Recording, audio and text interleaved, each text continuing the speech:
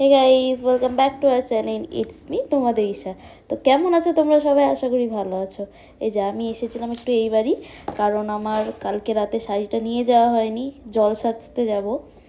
তো এখানে বেরিয়ে পড়লাম বাড়ি ফেরার যাত্রায়। এসে দেখছি নান্নিমুখের জন্য সব প্রস্তুতি চলছে। আর এইদিকে আমার কথাটাও ঠিক করে বেরোচ্ছে না, যাই হোক তোতলাচ্ছি, তোমরা কিছু মনে করো না, অ্যাভয়েড।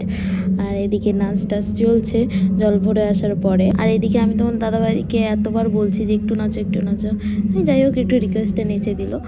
আর এইদিকে আমি ভয়েস ওভার দিতে পারছি না, কারণ এখানে প্রচণ্ড সাউন্ড, গানের আওয়াজটা একটু বেশি।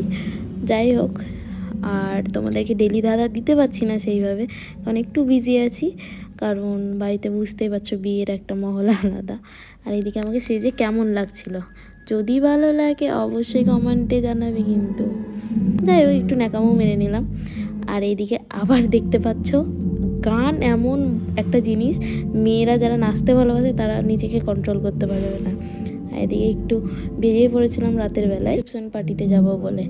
যাই হোক এসে দেখতেই পাচ্ছি প্রচণ্ড ভিড়, এখানে ছবি তোলার বা কংগ্রাচ করার কোনো জায়গাই ছিল না।